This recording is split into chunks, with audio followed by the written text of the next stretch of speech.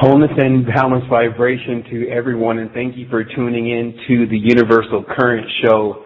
This is episode 6. Today is Sunday, November 13th, 2011, and of course the title of today's show is The Soul Sovereign. And it's just a phenomenal time, to say the least. I'm really going to do my best today to transfer energy to you that will just awaken who you are. I mean, just for me, and this whole Universal Energy series has just allowed me to receive so much guidance and so much knowledge from various sources that just to share with everyone so that they can make their decisions about what they believe they are, which is at this point coming to everything. And I just want to start off today's show first by doing a quick audio check for someone that's in the chat room, just so that we can start this, so we can be sure that everything is clear. If a person could just type in the chat box whether they can hear me clear or not, then I can get this thing started.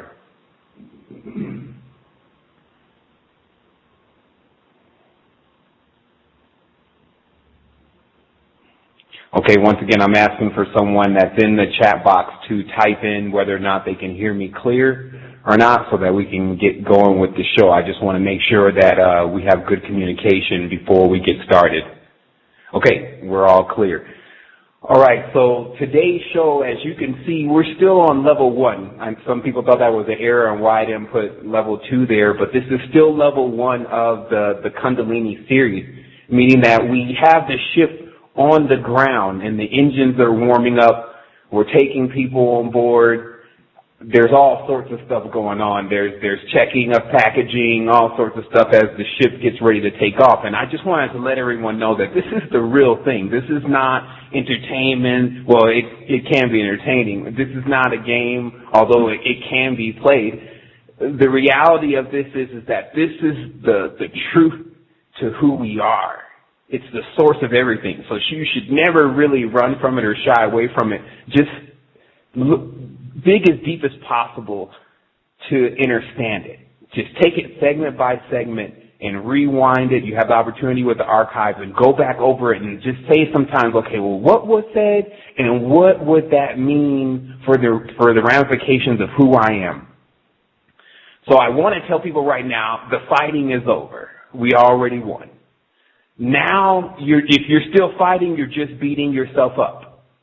It's very clear for people to understand that the duality is the short circuit. So what we've been discussing is how to master the duality to allow the two forces to work together in order to power up your centers so that you can get into what is already going on. I'm coming to tell you people that the ship already took off. There's higher states of consciousness being enjoyed right now, and I'm actually enjoying that here with you. It's not like you have to go to space. It didn't have to be a big transformation on what was going on around you as far as externally, but the transformation had to take place with what was going on inside of you. And when you feel comfortable with being inside of yourself, that's when the external reality begins to bend to your will.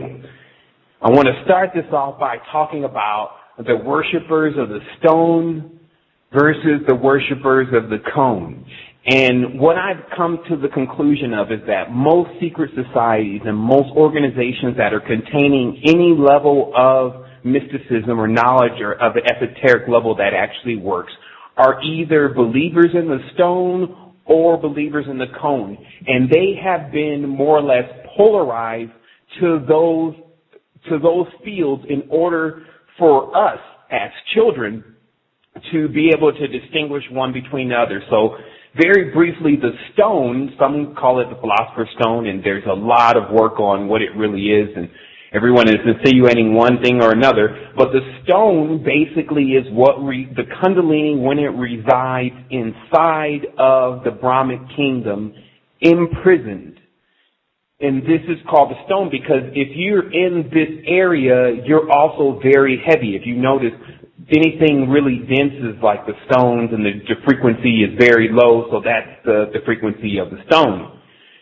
The cone, which you see is basically almost the same words, except for you have an ST in one and a C in the other. We won't get into pulling that apart now. But you have the cone. And what the cone is just like a pine cone. It's very light, and it opens up like a petal or a lotus. And if you look at the bottom of a pine cone, you can see exactly the cornucopic field that you're aware of when you activate your crown chakra. You see this cornucopic field that you can create anything.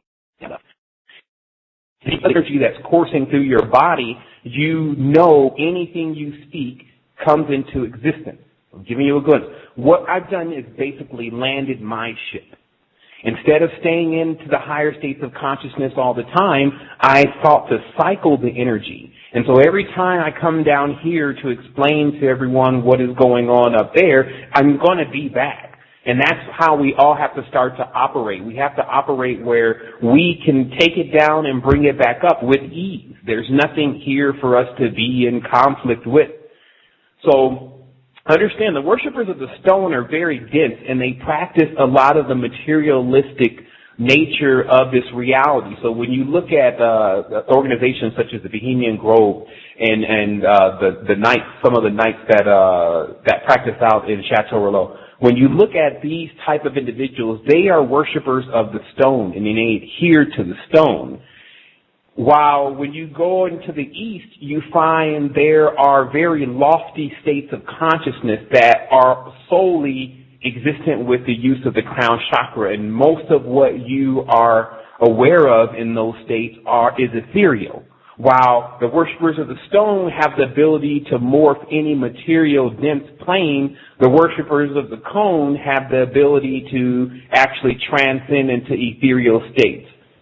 One, of course, takes a little bit more work than the other, but in retrospect, they're just about balance. And these balances are there for us to understand as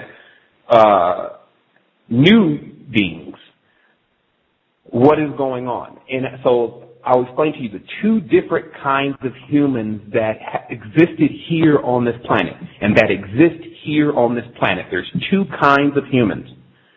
One we will call pre-Adamites or pre-Adamites. They came before Adam. And it's easier to describe the pre-Adamites just like any other large session where there was a larger group of beings that already lived and, for what we call it, died. But their spirits still remained on the plane. This is no different than where we would end up if we died and our spirit came out of our body, and then we didn't have the ability to ascend into another state of consciousness. We didn't even know about other states of consciousness and just resided on the plane. These are what people tend to call spirits, ghosts, demons, etc. The ones that have not ascended because they don't know how to. They didn't learn that during their life, but they're still resident. Then you have what I call Adamites, meaning that you have a human form with a spirit inside, but you've never really been to one of these before, and you have very little information about it. So what happens is that when you have these pre-Adamites outside of our visual spectrum, which is the fourth dimension, they will know more about what happened here on Earth up to a certain extent. They still are viewing Earth and what's going on and comparing that with what happened when they were alive. And because they're spirits, here's a big secret.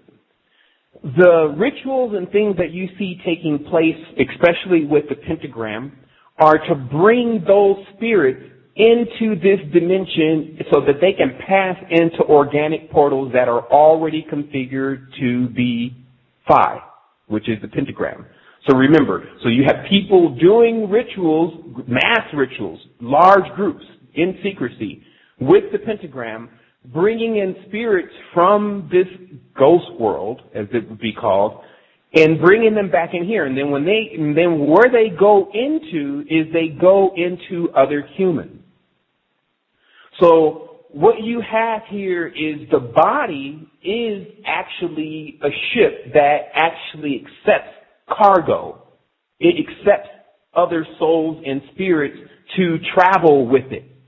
But with anything of this kind of nature, you would have to make sure you're the captain of your ship and that you don't have vagabonds, pirates, stowaways, different kinds of things on your ship preventing it from going into other areas of space. So let's talk about the ship nature of the soul or the bark.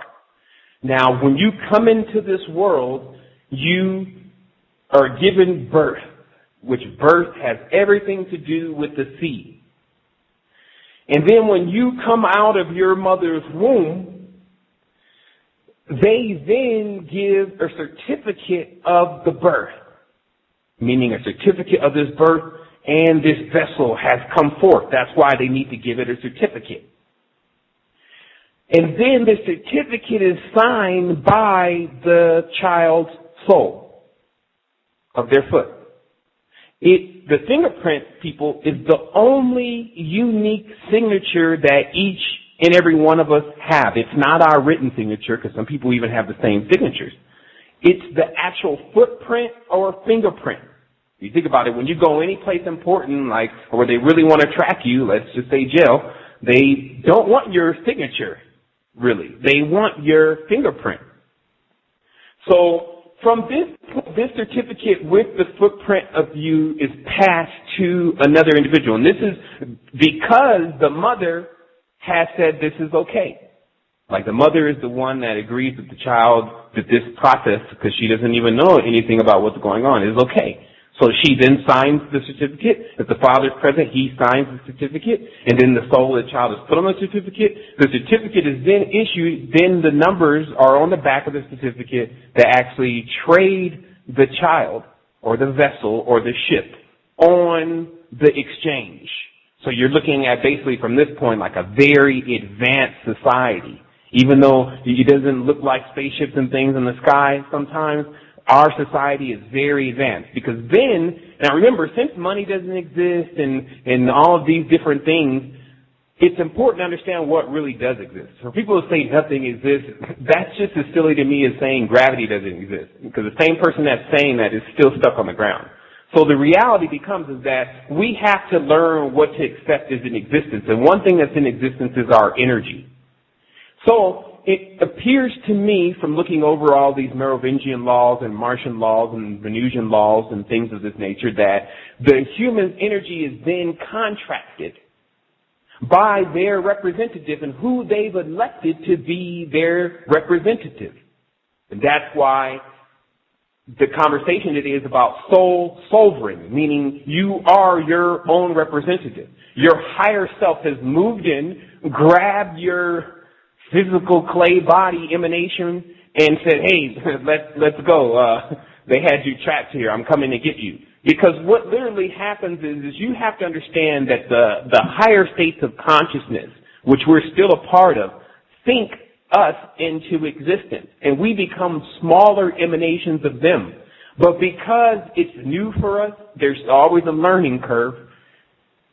We at times as beings can get trapped. Our ships can get trapped into or run ashore, the fish out of the water.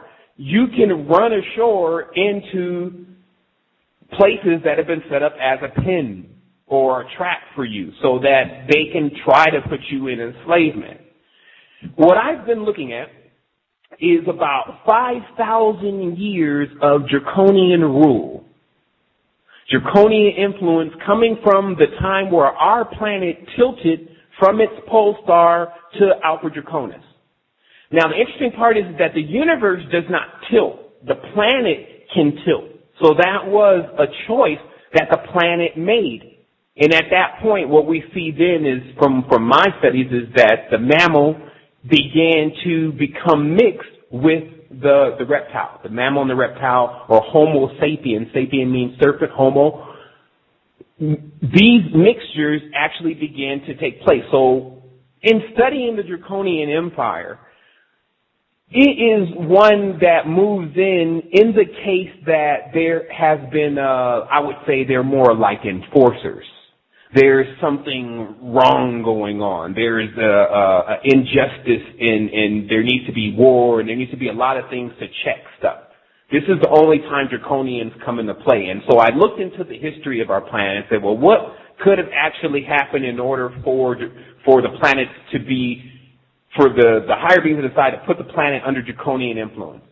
It's because the pre-Adamus, the ones that are dead, which are not the same as human souls now, people. You have to understand, they had to go through another process in order to become like us spiritually. That's why they more or less flunked out of where they were supposed to go. And I'll just explain this. When you're here, and if you're grasping the information that's coming across the portal now, all the information about activation, etc., and you choose to utilize that information, you will be aware of a higher state of consciousness, and there's nothing that can stop that. So what happens when a person does not choose to do that, even though it's available? What happens to them is they move in, when they die, they move into fourth density, which is just like a stasis, because remember, there's no time. So what happens is from this point, it's like a purgatory. It's like a waiting zone until basically someone figures out what to do with you. This is like a salvage yard for basically crash-landed, powered-down ships. That's when I look at the state of a great deal of humanity, it's either Adamites, meaning that they're just now got here and they're just now learning, and you can see the youth within their soul, or Adamites with pre-Adamites inside of them, meaning that some of the things that they're actually engaged in, actually most of the things they're engaged in, especially if they're coming from the American society, has them infused with a new attitude. Several archetypes within the same individual. We understand now that the United States was made to do that. Before people start to go into the duality, well, I knew it, the United States is responsible. I will tell you, this is all growth, people. There's no other place that was like North America. If you look at South Korea, when North Korea and South Korea were united, if you look at all of the countries, even Persia, they generally had a ruler that was worshipped daily as God. So there was no DMT ayahuasca trip for you if you were not going to be pledging it, all of what you had in your soul, to that being that was reigning at that point. So when the whole idea of, hey, why don't we just let them naturally see what they want to do and just introduce a lot of concepts to them and then see what happens, that's all new. Before, it was you did this particular thing or you died. Or most of the time sold into slavery. Or sometimes a really, really crappy job that has no intellect to it. You're just a baker or a carpenter. So we just need to look at our segment of time and stop going so far back into some of these ultra-advanced societies and trying to base what we're doing now on those prototypes in which even the people that are describing them have never been there.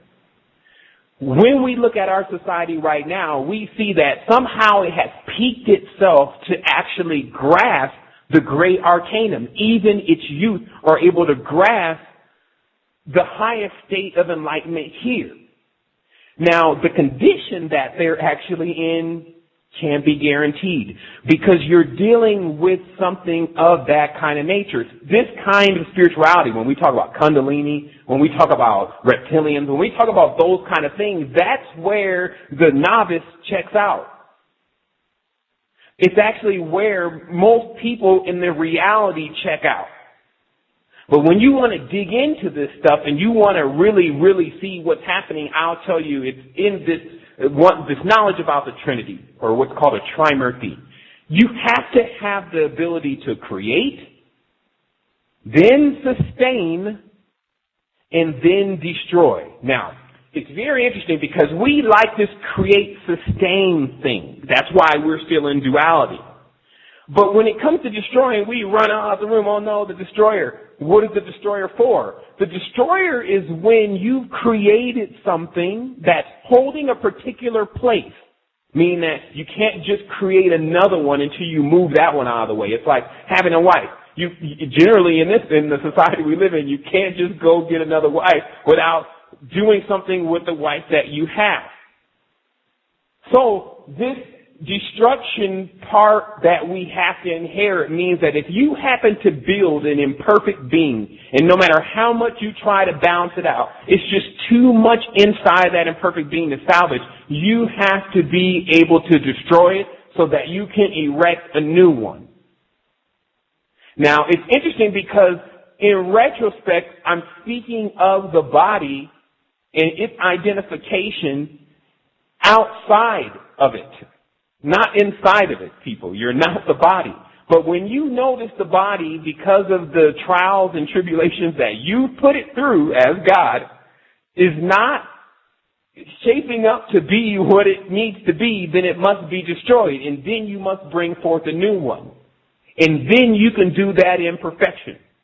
This means that your foundation, which is where you start, at times must be completely eliminated. Sometimes you must go to places where no one knows you so that you can start on equal footing and then become who you are. Because I'm telling you, there's so much for you to be involved in right now. And what's been hampering that is just little mix-ups and little confusions and other individuals that are jealous, like the God is jealous. Other individuals that are jealous that you can obtain this.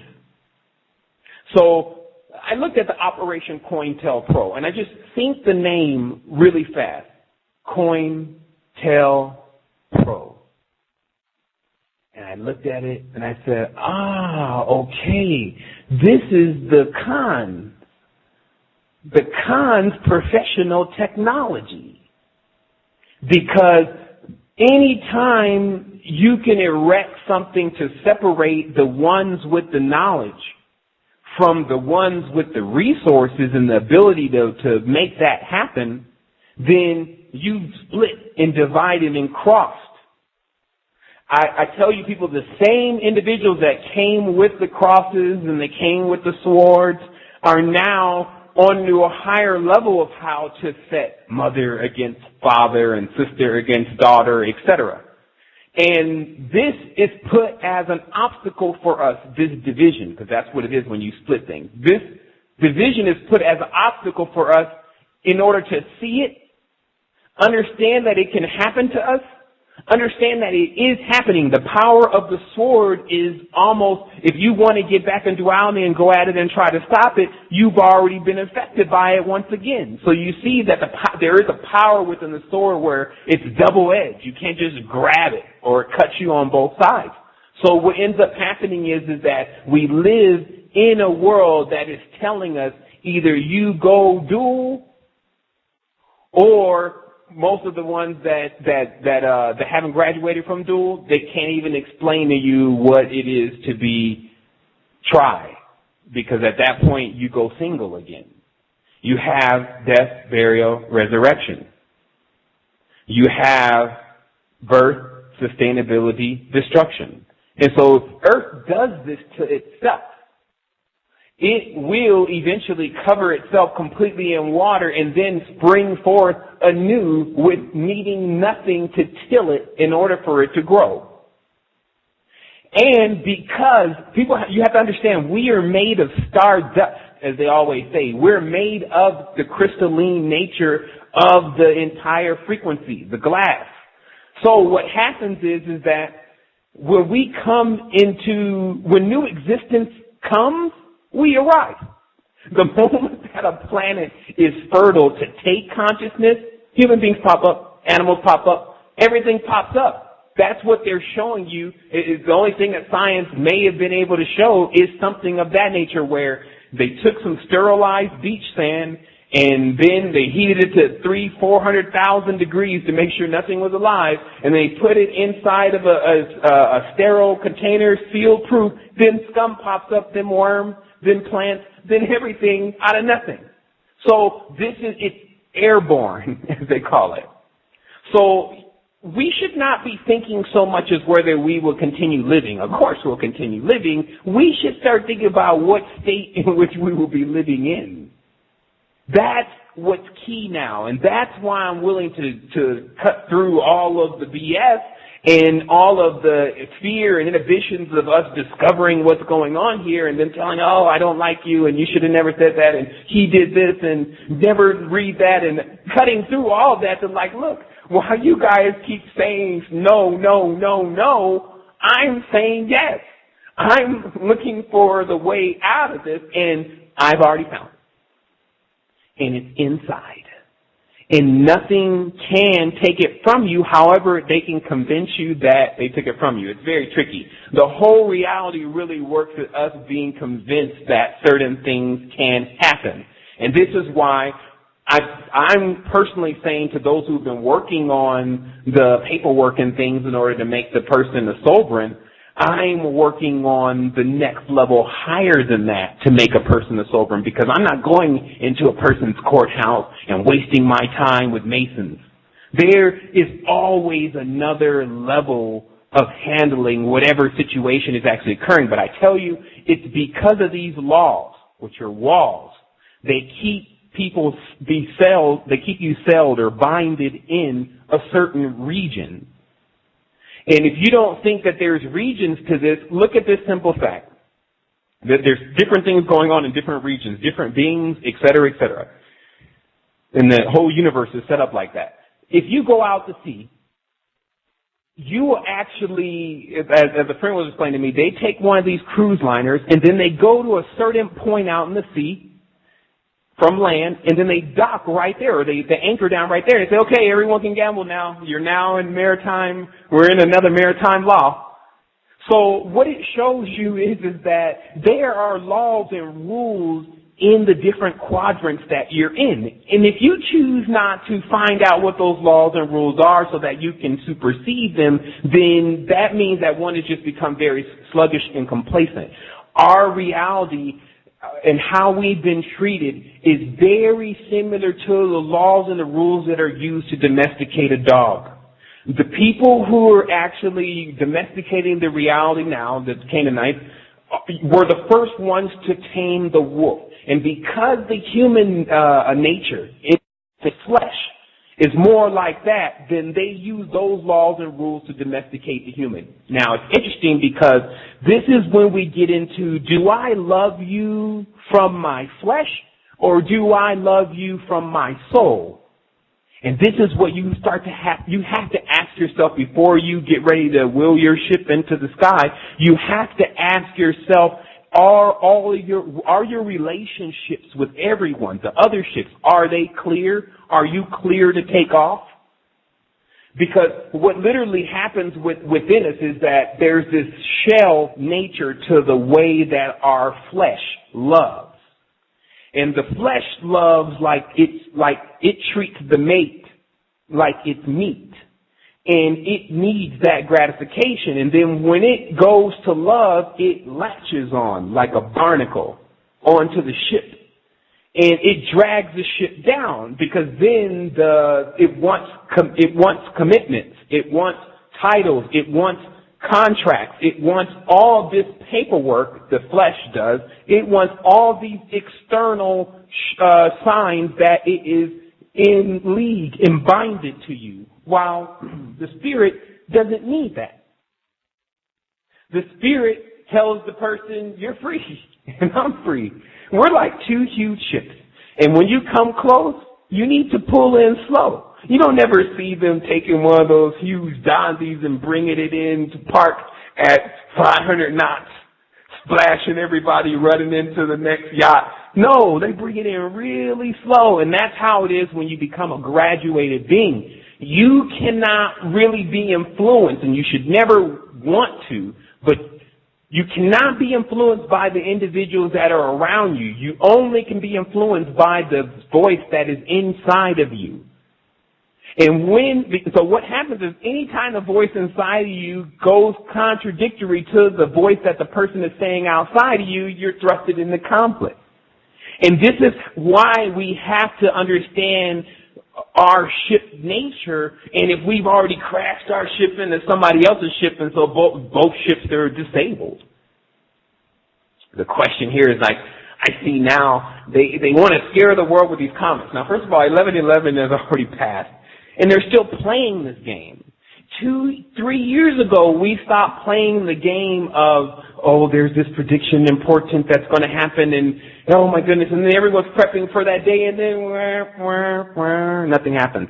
They're praying for the end of the world to come, people. That is the stake. That's what they said. They would be so hopelessly dependent upon the matrix that basically when the matrix could not give them what they thought it was giving them, once they've been sort of waking up, then they want this one to end so another one can begin, like a deeper sleep.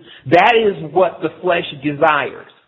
But the spirit desires to wake up entirely, and that's what we have to seize. We have to seize this moment of waking up entirely to what's been happening and what's been going on with it.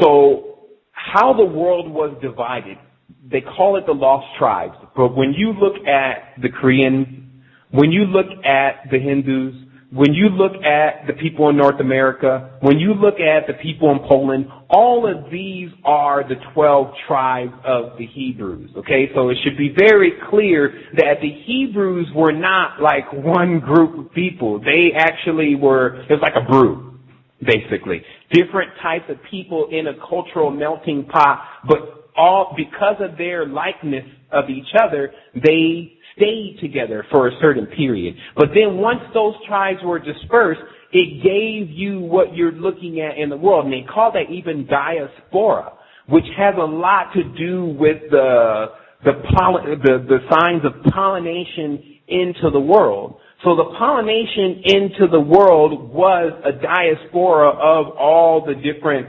cultural melting pots that were accumulated. And one of the first ones that became advanced, people, was actually in South America to what is the real Atlanta. Like the real Atlantis is South America. Just grab your books or grab your Google, type in South America, type in Atlanta or original name of South America, and you'll find it was Atlantis. It is because these people practiced with a certain level of knowledge, mainly with the ayahuasca, which contained the root to the code name Dimitri.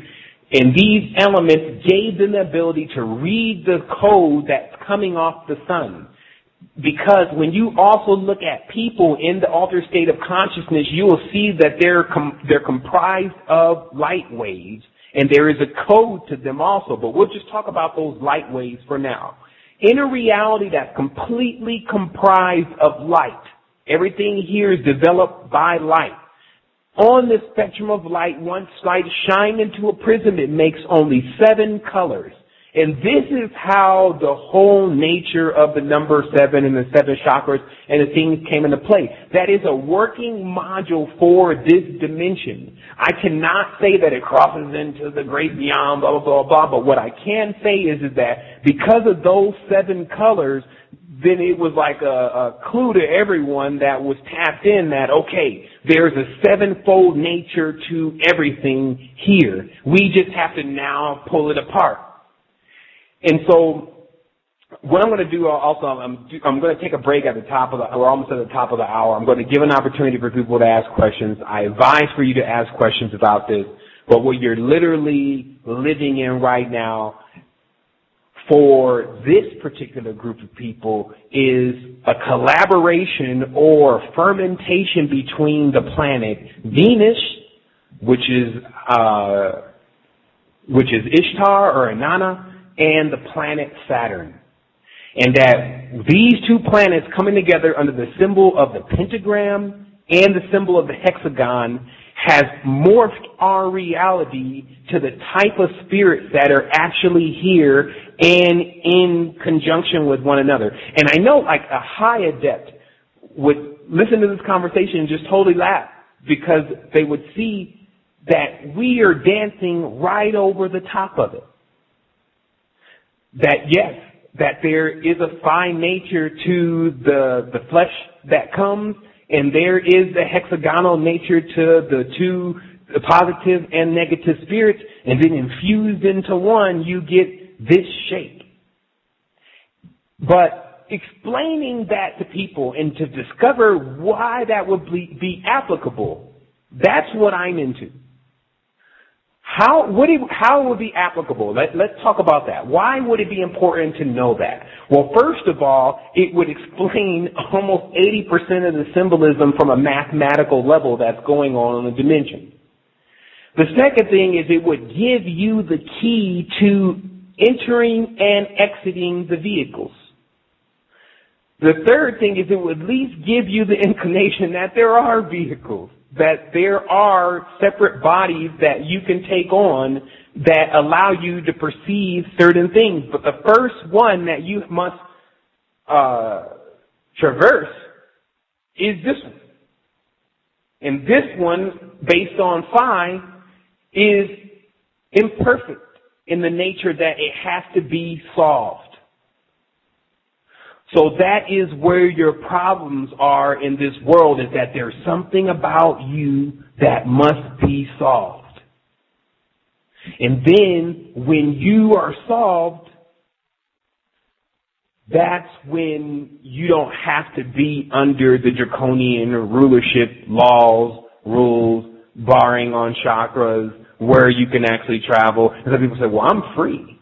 I'm free indeed. But go to North Korea. You can't. They don't let you in there. So, can you do it with your astral body? 100%.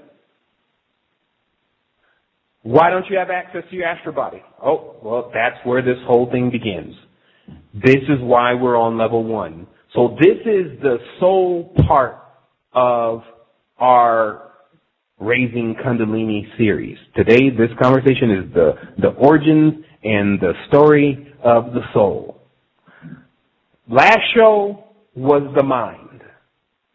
The next show will be the body. I have all this stuff put together, but then something was, I can say it was kind of laughing at me. I try to paint a picture about my spiritual experiences. It happens really in a really quick transfer, but sometimes I like to make a picture around it, so I'll give you the picture.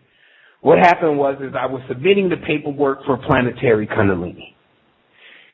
And had all my stuff right, and I was ready to appear before the tribunal. And they said, okay, come forth. What do you want? I said, well, we need Kundalini. Kundalini activation has to happen for the planet in order for Earth to wake up and so that the consciousness of the beings that correspond to her can also realize their splendidness. And he said, very well, show us your paperwork. So I showed her the paperwork. And then all of a sudden there started to be a snicker amongst the council. Slight laughing. And then finally, when they decided to clue me in, I said, well, what's going on? They said, well, man, it doesn't look like there's much yoga going on here. Yoga is 60,000 years old, my child. And those positions correspond to what it's going to take for you to be flexible enough to carry the energy. Other than that, you don't really want to do the cycling of the energy. Where most people are they're in a chakra. Even some of the highest people you're looking at, they're in a chakra. They're not cycling. They could even be in their crown chakra. But when it comes to cycling, that is a whole nother thing. You're talking about the real deal. You're talking about what most that have ever attained that never left the world, they went in the same. They became the ones in that world. So it's something quite to aspire, but remember, it has nothing to do with ego. To even obtain it, you must put in work. And so this is why I want to introduce this yoga to you, because it is the brute force way of moving the energy. It is the way to make the body submit. If you're having a hard time even with the habits and things like that, make it do yoga. And then, as I put here, no Yoda, no Jedi. Because the symbolism, because Yoda's flipping all around, he's doing all sorts of stuff, what they're just showing in the symbolism is that to have the ability to be flexible like this gives you the ability of the Jedi, which is, of course, the Egyptian term for their sorcerer. But in reality, the power that the Jedi are using, which mainly you just want bilocation and things of that nature. You don't have to burn someone to death with electronic hands, back in duality again. You want the abilities that come with you activating the system so that you can traverse your vehicle, not so that you can go to crashing other vehicles again. So that can be accomplished through making the body submit. Now, the interesting part, because when the body submits, the mind becomes stronger. So don't think it's like, oh, I'm in a submission. No, your mind becomes stronger. The soul becomes stronger. And then that's how you begin to understand how to blink through the frequencies. Because the soul is no longer confined by the body telling it, I can't go through that wall. The soul says, well, maybe you can, but I can. So you follow me. So that's really the connection that we have, where the soul can make the body really do anything once the body is whipped into shape.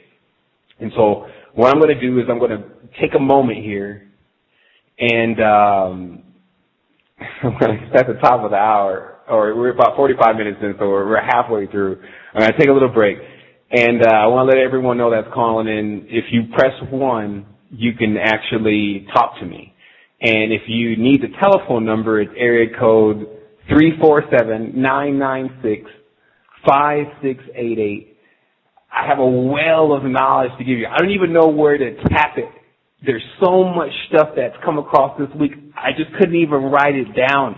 And we've been talking about so much stuff. We have at least 200 recordings that need to be sorted through just about all this stuff and what's been going on and how we can prove it's happening, but also how we can move into that frequency. And that's why we're on level 1 now, is because when we take it to level 2, people will be feeling the vivid connection with what we're explaining here, if they're not already.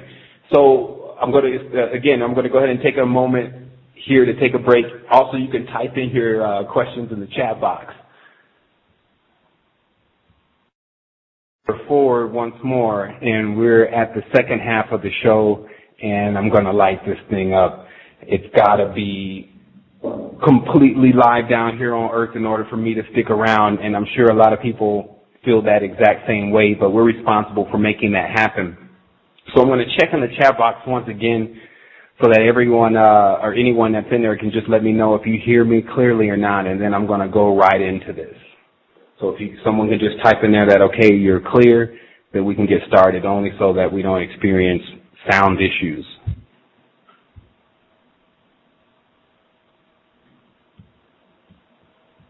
Okay.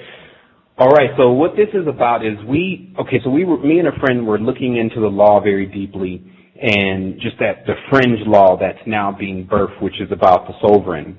And we came to one important point, which was in regards to the will. And hopefully I can get this brother to come on the show and to speak with everyone about some of the things that he's discovered, but that'll be, of course, at his discretion. But we were talking about the will because, just first of all, in the word itself, it has a lot to do with our strength and the knowing of who we are. It has a lot to do with the will. And in this world, how a will comes out is basically what you write to give away after you die. So it has this whole dark connotation on it, and most people don't write a will because they feel like sometimes that's an acceptance that they're going to die. In the other cases, they don't have anyone that they want to give anything to. They haven't made that decision yet. And then in most cases, they haven't gained enough to where a will would be important. So those people have not wrote a will, and that's most of the people. But the interesting part about it is that it all apart, and we start to talk about how because you file a will, you're dead. You can do all the people in your meeting and get it notarized and not get into the court. Don't take it until you die. That. Because you can yourself in that case, or basically control yourself through your will to a lot. Then it would basically be you would basically spiritually take control over yourself, spiritually, mentally, and physically, fully. You would basically press yourself into the hands of yourself. And the reason reason why something of that would even be important is because, as they talk about with the straw man basically means, for those that are having sound problems, let me see if I can get some sound clarity going on here, because I hear some people are saying they're having sound problems. So I'll take a moment to try to clear this thing up. Let's see here. It's funny the way you can do a show these days. Normally when a person's on air, you can either hear them clearly, but they can't interact with the host immediately and get some type of action. But now it doesn't look like I'm going to be able to do much about the sound besides record it from here. So let me go ahead and start a recording. And then for those that want this half of the recording because maybe they couldn't hear it, then they can have it. So, okay, I'm going to get the recorder started here. And I'm going to go, okay, so I'm going to start this over. Okay, so again, if anyone's experiencing sound trouble after this, there's not much I can do except for give you a clear recording of the show, just from this point on, because I've started the recorder or a secondary recorder. Okay, so basically how this works is that the will is what establishes the person. It's when the person actually claims themselves. Because other than that, if you die with no will, then you just kind of go back into the hands of the state, for better lack of words. Meaning that the same system that one may have been under, they go back under that system again. And I've watched this world, and I've watched how the major religions, especially those under Christianity, simply want the individuals to bequeath themselves to them. So more than likely that those people can go to a new world with them. But since all of what they keep covering up is very dark about what those worlds may consist of and how one may be confined to slavery there, since they are slave gods, then that would be, to me, the indicator when they start covering up what the truth is. If the truth is just out there, it is for a person to choose or not. Do you think ascension is really a choice? People need to ask themselves that question. Do you think ascension's a choice? Do you think ascension comes to everyone? Do you think everyone's calibrated to ascend? So the reality is that when we look at our lives very closely, we find that there is something going on with us. There's a reason why we pursue this. All of what the resistance has been doing is finding more and more reasons why. But this is still a niche, people. This is only, we have about 6,000, 7,000 impressions this month. So that's our numbers. That's our range. So what happens is that it's still coming to a certain group of people about this information of how exactly to wake up. And then how when you wake up, not to make it a complete nightmare for yourself. Because that's the next step. Because there's some that are very persistent about waking up, but still carry a lot of spiritual residue within, or shells. When they activate, those shells still do what they were doing before. They start to suck on more of the energy, and they get larger because of that energy. And that's why you have to break them off before you power up. Yoga is as simple as you and YouTube now, and a mat. That's $10 where you're at. And the only difference between a mat and a blanket is it doesn't slip, for those who want to know. So it's there for you. Seize it. Because that is your lot. That's your right. The only right that those that know, their only right is to know, basically. This information, it's your right to have it. That's why you're here on the phone. To figure out your extra weirdness is the fill-in to the conversation that we have all the time. When we go in and explore different reaches of what everyone's saying, you stay away from, and then pull out that it's once again a big part of the truth that we would need to have, and it's not as scary as they're making it. It's just one of those parts where if you don't have it, then everything doesn't make sense. And then that's the one they want to keep. And so we're going to start taking calls a little bit early tonight. We have a caller coming, or today, we have a caller coming in from the 202 area code. Caller, you're on the air with the universal current. Do you have a question? Yes. Thank you for not turning away from me and my foolishness, first off. Second, in 5-3, in that meditation, should I be going into 5-3 to wreck shop? You know, should I bring 5-5? Or should I bring the balance to 5 when I go into that meditation? Because the last time I did it, I saw a lot of things plastered on the wall, and I understand that those things I created, and that's my question. Okay, what I'm going to need you to do is, because I did plug in a headset so that way we didn't get a really bad echo, I'm going to need you to ask that question one more time for me, brother. Thank you for calling in. Okay. The first thing I said was, thank you for not turning away from me and my foolishness. Second, going into the 5-3 meditation in order in the solution, okay? The last time I did it, it was natural. I naturally turned purple. I could see myself, not out of fear, just I wasn't going to be moved, right? With the things that I saw, I know reside in me. It felt like I was moving down the tube and I saw just different beings looking back at me plastered on the wall. I understand that I've created those things. So when I go into 5, should I bring 2-5? Should I come into 5 with 5, that conflict, and just wreck shop and kill everything in there? Disintegrate everything there? Or should I bring the counterbalance to 5? That's my question. Well, there is no counterbalance to 5. That was the trick. See, the thing is that it's actually a good question that you're bringing up, and especially the way that you're putting it, because that's what happens in going into 5. It was very interesting because I started to realize the last point of where most of these magicians, especially within the Aleister Crowley movement and things of that nature, didn't seem to get was, why would you actually use 5? Because it would only it would jump you through more 5 portals, which basically would be more different humans, but the reality became you would still be in dualistic conflict. And so it's a rabbit hole. You would never, there's no way, it's just like I was saying before, once you choose to fight, you're already in 5.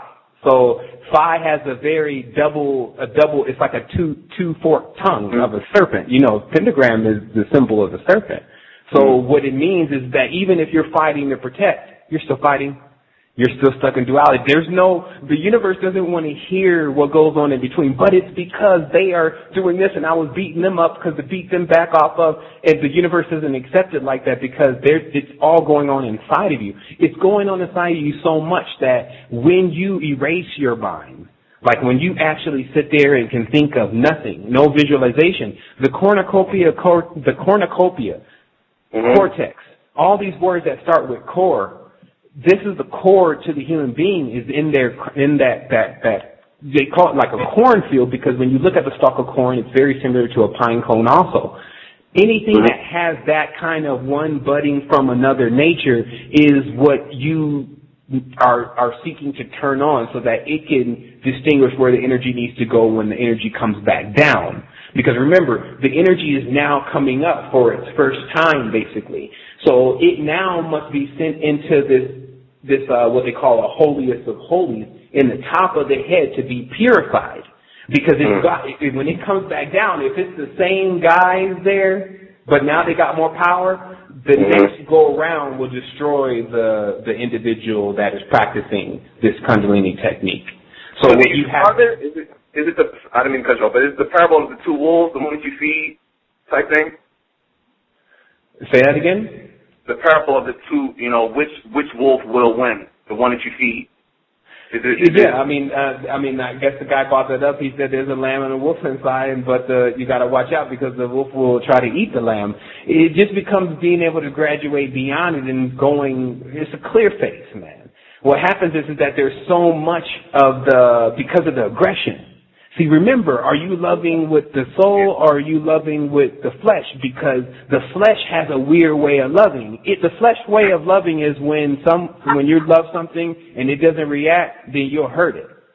You see what I mean? That's the fleshly stuff. But the spirit, it knows it can't even be hurt. So stuff like that doesn't even come into play. You see what I mean? So so it's really about us being able to, and that's why I said with those energies, you gotta break this thing down. Like when I talked about it last show, I said you gotta talk yourself down. Mm-hmm. What happens is that when you ascend, because you not everyone is in the root chakra. A lot of people are in their stomach that are practicing spiritual practices right now. And so, but what happens is that still, because there's a lot of knowledge, we're kind of activating and then getting the knowledge. That's like building the city first before you build the streets. So what's actually happening is that we are bottlenecking with our power and staying in some of these chakra regions that are keeping us extremely inside it, like the bowels and the stomach area. But then that's not doing anything. I did a year of that. You know what I mean? Like going headlong into everything and really seeing that on the astral plane. But then starting to realize that, man, you can really create anything. Mm-hmm. So how can we turn this around? And that's when I started figuring out that it was starting to become more difficult to create something positive when you're mostly negative. Because positive is the only thing that can make something, not negative. Negative is the anchor point. So that's sorry. Go ahead. Well, I'm not sorry, actually. Thinking about 5 just running around in my mind, I thought about phi, 5-fold, fuck. And I jumped into the dictionary and started to look at, how this connects to words. Is there anything there? I mean, I know that word sounds evil. Yeah, I mean, what's there is it's a fork. Like, phi is the forked tongue of a serpent, like I keep saying. It means that it's very tricky because it is a straight line way of explaining a circle. So an external way of explaining internal, which still doesn't work out very well because of the nature of what we speak of. But remember, when they trace the pentagram, each straight line is a 72 degrees. 72 times 5 is 360, making it a perfect circle. But how does a circle become measured out with a straight line? Because phi in the pentagram gives them the ability to measure the diameter of the circle.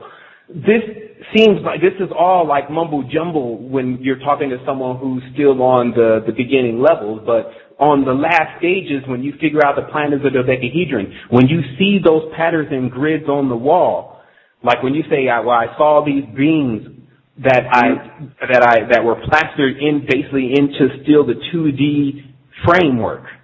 Mm-hmm. It's like understanding that fingerprint and how we have this 2D nature too gets us in there and out of there. But the thing is that it's just like Occupy Wall Street. Why are we doing it?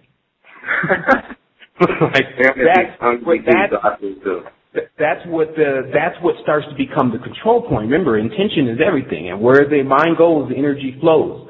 So hopefully, brother, that answers your question about 5, which basically means when you're in the meditation, wear the clear face, work to open up the crown chakra, and you will feel it open, but you need to visualize just the crown chakra and the energy going there, if anything. And then the yoga, because what happens is that there's other things. Like I cannot stress to you enough, especially because of the nature of the spiritual work that we've been passed out to read for the last 15 years, it's binding. It generally comes in a book. A book is binded. So what happens is that connection between you and that is still there until you go and will yourself. Like you have to sort it out. And generally there are people that correspond to this in your life. People that seem to be holding some unknown control, like because of the situation that happened and they still have the up and up and you still never told them about this. And that kind of stuff is the way. And so once we get that cleared up, then we're ready to take off and go to level 2. But one or two things are going to happen. Going to level 2 is dangerous in such states, or number 2 never even happens because Kundalini is still conscious. But to tell you the truth, brother, what you're talking about, the energy that you're looking for to make it come out in a way that's perfect, you have it all installed. Mm-hmm. It's like it is all there. And here's another thing. I'll tell you another thing. The energy is going to come anyway. That's what the mystery of this planet is. The energy comes anyway, but where there's no yoga, meaning where there's a section that's blocked, when that individual feels the surge of energy that comes off, it comes off multiple planets and they even see during the germination time of next year, springtime, this chemical that is a part of our whole chemistry is in the highest concentrated state. It awakes the being like a pheromone. Like the whole nature was calibrated to wake up at a certain time, like a biological clock. Right. And it's already happening. So when this energy starts to course up within the individual, wherever they're blocked, that's where they, I guess you could call it explode. When the reality would be we need to more of implode and then move into another one of our centers that we are already in contact with. And this is what happens when you do awake even certain stages of the Kundalini. Kundalini doesn't wake completely overnight, but certain stages allow you to be apparent and aware of another dimension that lays over the top of this one. Mainly what you're doing in it, not so much as everyone else. And then you can start to see your errors and where you're making mistakes. And then that starts to clear things up. And so that's really the bulk of what I've been doing for the last 2 or 3 years, is going into the future with my consciousness and seeing where it all led me. And then coming here to change things so that I walk that straight path. Because that fork, like you were saying, that four, the four is the door. The door is the heart. The door was Venus. It's a pentagram. But now, when you're talking about the graduation, why would you walk right back into the same stage that you just came from? You walk into, if not the next stage, higher stages. And that's why I was saying the reality is it has to it where we can plug in a code, a light code into it that responds directly. Having the opportunity to learn that, and the way in which that can be taught, which is only through your mind and through them giving you certain instructions about certain things, is the ability that is before us right now. Thank you. And that's I got to get this on this. Coming out of the dream state in the morning, I can hear all kind of communication, and it's like I'm trying to bring it to the side. The bridge doesn't seem to be strong enough, and I'm just trying to. It's like as soon as I open my eyes, I forget everything that I. Let me tell you what's happening, because I do got one more caller. And what's happening is that what's already been proven now is that there is so much of that electromagnetic communication going on that your brain is picking up all of it, especially when you're coming out of theta. So what happens is that if you want to retain more, not just a dream journal, but don't open your eyes. Once you open your eyes, then you load the geometric pattern, which is a lattice work that I can see. You could see it at night if you meditate. You lay on the ground and you look up at the sky. You meditate for a long time, and then you open your eyes and you'll see the lattice work. Now, when you're asleep, that lattice work is all around you like a web. And so when you wake up, when you look directly at it, you more or less load this program and you forget the previous program, for better lack of words. Also, melatonin. Even though what's been going, they were saying on certain radio shows, oh, they'll never make melatonin, and melatonin that's in most of this stuff, that's in all this stuff is not the right melatonin. Melatonin seems to do something. 2 tablets of melatonin right before going to sleep not only makes one sleep better, but you don't sleep as long. It's like you're up really crispy early in the mind. And then so you're there really in the lucid state, because what I've been noticing is for those of us especially that have had lucid abilities to a high level have lost that ability because they've been removed from that level. But I've also noticed that it's somehow related also to the field, and this is just kind of this extra information. It's related to the field, and somehow the feminine field carries the coupling for the astral travel once the astral travel is ceased, because the male has basically picked up a very high level of his positive pole. And so that makes sense to some people, it makes sense to other people or not. But man, brother, I wanted to thank you for calling in. No, just asking simple questions. Thank you. You need to know how to get a hold of me also. Thank you. All right. I'm going to take this caller from the area code 804. Caller, you're on the universal current. Good day, Stephen. How you doing? Oh, man, I'm doing excellent. Thanks for asking. That's good, man. That's good. My first question is, when does the soul enter the body?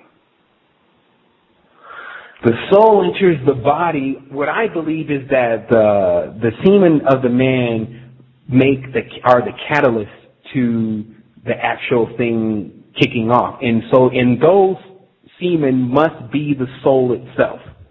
But because the soul is like a vapor more than it is anything else, it seems to have the ability to hold the vapor.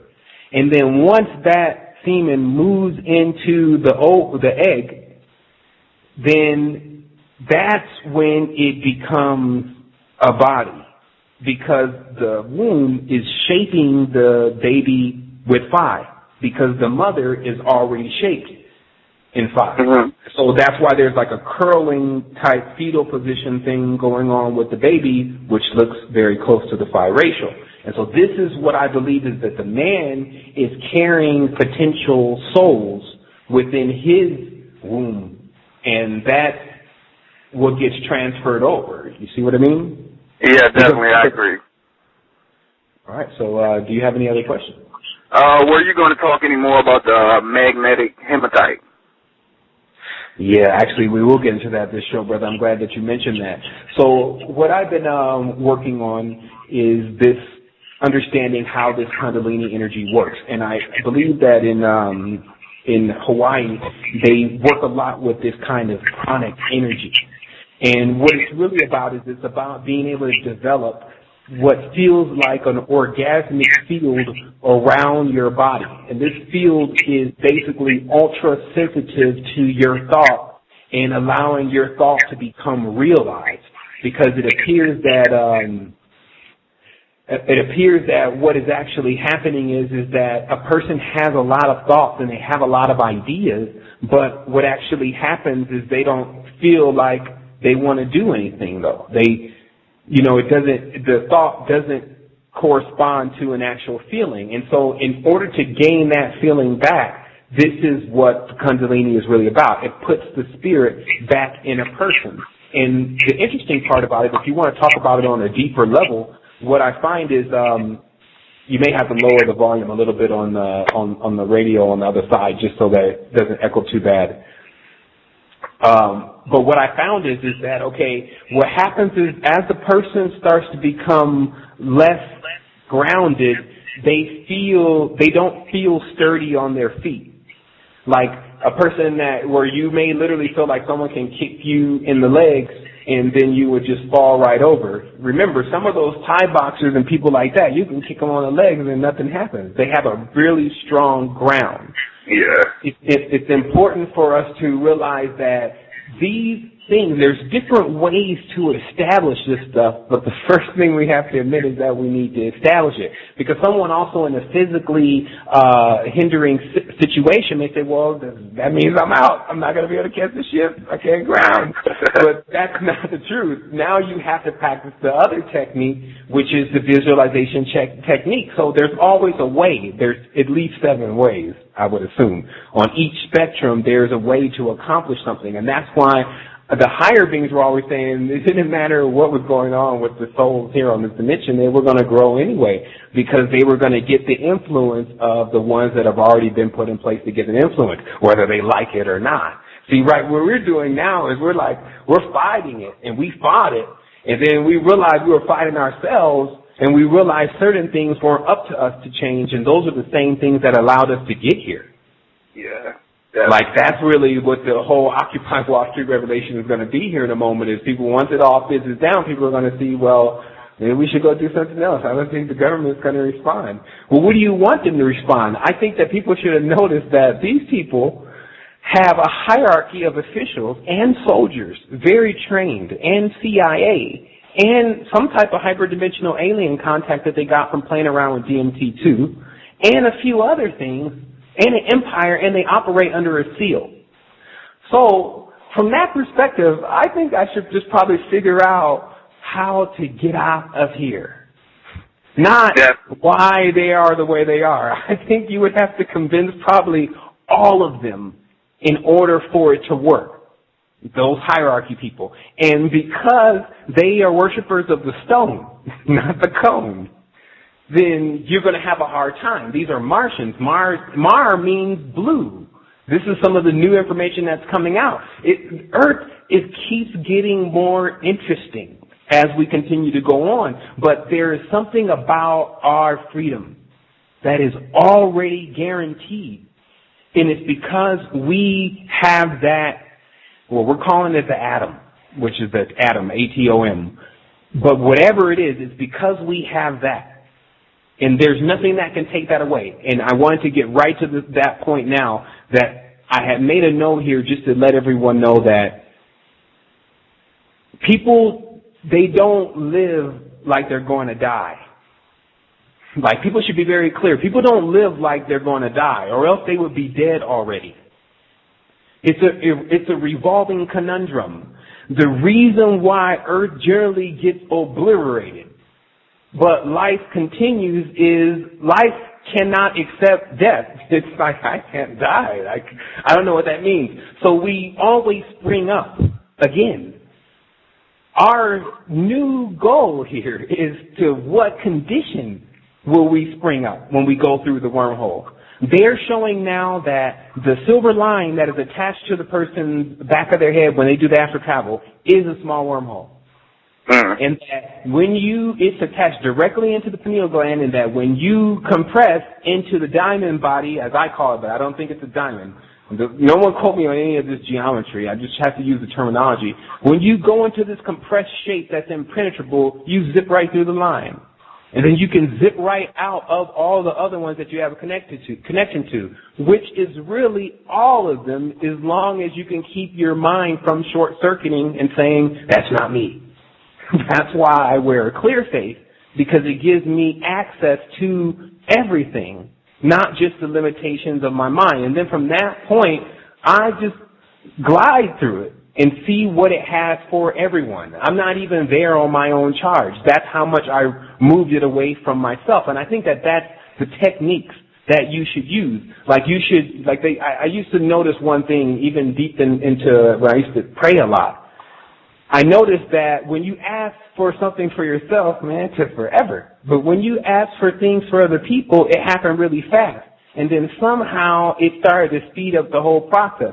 And this idea is simply also the knowledge of the Philosopher's Stone, when it's activated, is that you must send the energy when someone gives it to you and says, oh man, because at that point you're doing bigger things. You're doing a lot of healing work.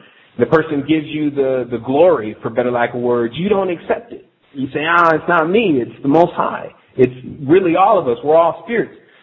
When that happens and you do that, it comes back even stronger. So we could see the danger with when someone, like i.e. Jesus, steps up and says, hey, all the credit is due to me. And even if he didn't say that, that's what they're doing.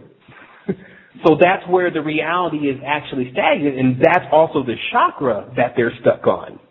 So there's these other levels that we can also look at the reality and see exactly where we're wedged at.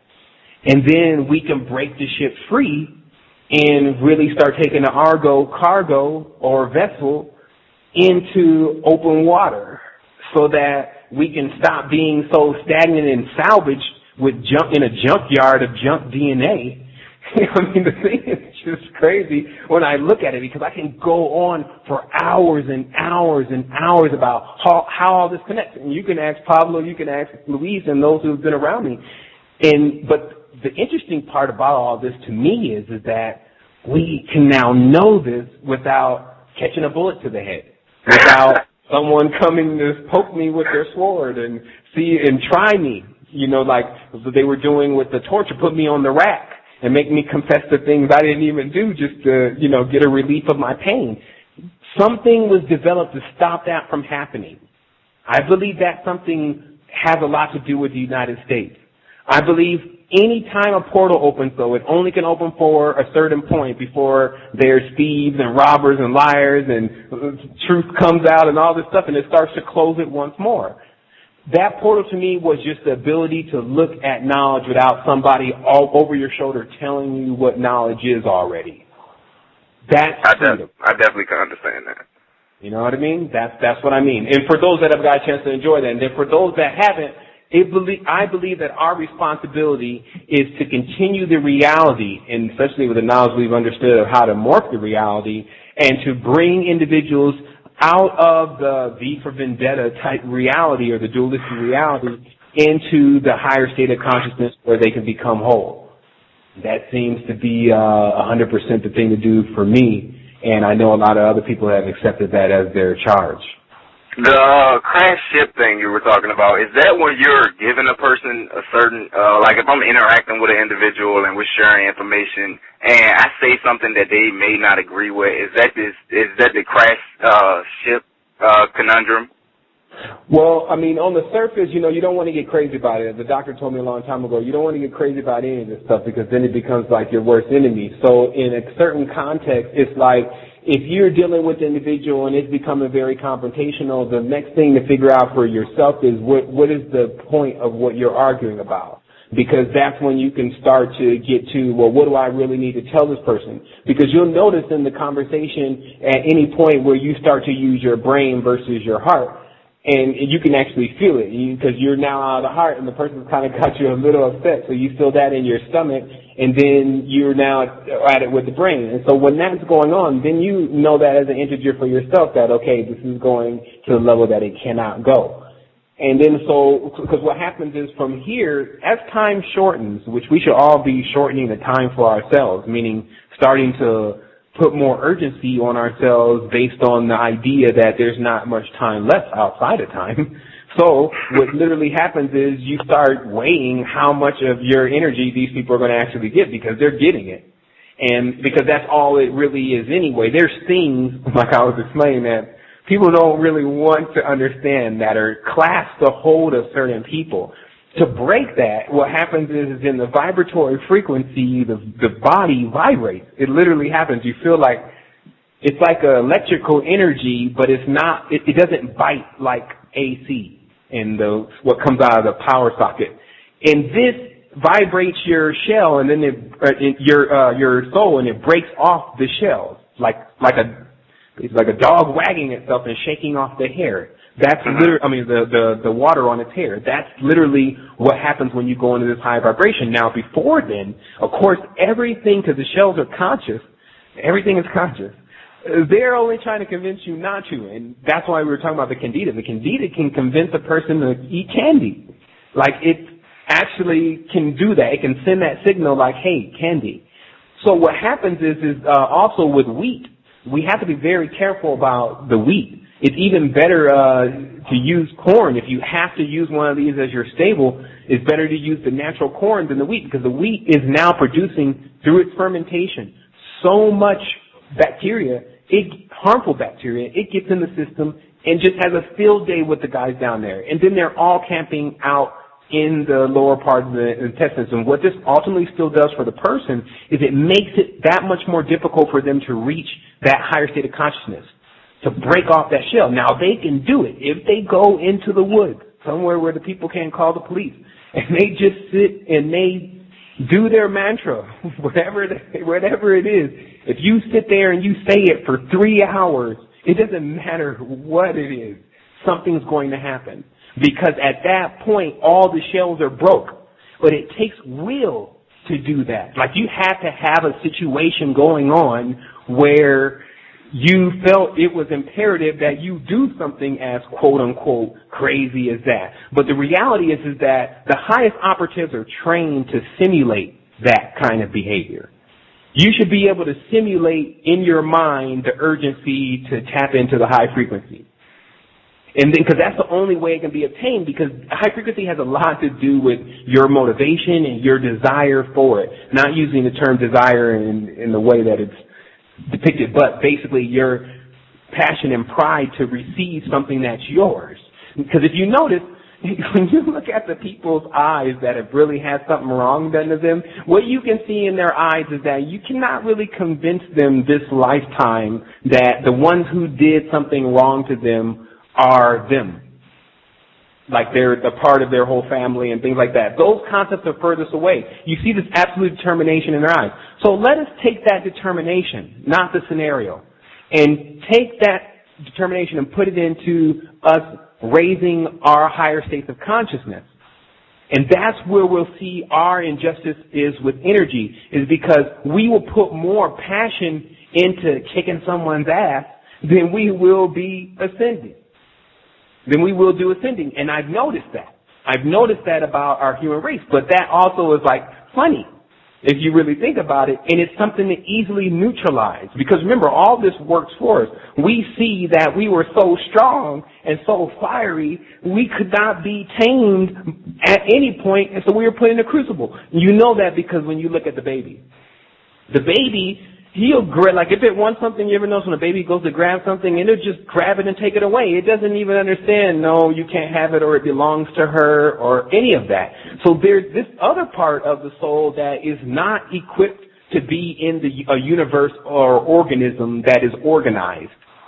And this world is indeed organized to a certain degree. And so this is what I believe that these matrices or wombs do, is they develop us to the level where we can become everything so that life can continue to exist as a collective entity as it is in itself already. Whether we're aware of that or not is where our stages are.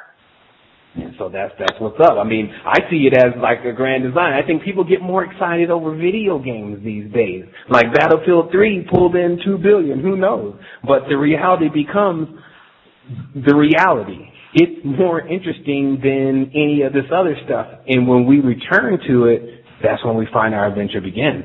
So hopefully that answers your question. Definitely, man. Yes, thank you. Oh, man, for sure. I do appreciate everyone calling in. I also want to let everyone know if you are on the line at the end of the call, if you do press 1 or star and listen to that message, it actually ranks the show higher, and that helps a lot. I wanted to let everyone know, Wholeness and Balanced Vibration, this is an amazing thing going on. I have so much more to share, and I'm going to be working on this new presentation for you so that's a lot more clear. And thank you again for everyone calling in, members, guests. And also, I wanted to give a shout-out to them boys in Florida. Whole and Spirit Matter are definitely on the ground mingling in that territory. So if you're in that area, you can definitely get up with them. And I also wanted to give a shout-out to Dave Mathematics and also Miriam and all the members of the Resistance and the supporters for answering those questions for people when they need that assistance, because we're here together and we're definitely going to pull this one off. So next show, it will be about the physical body. Wholeness.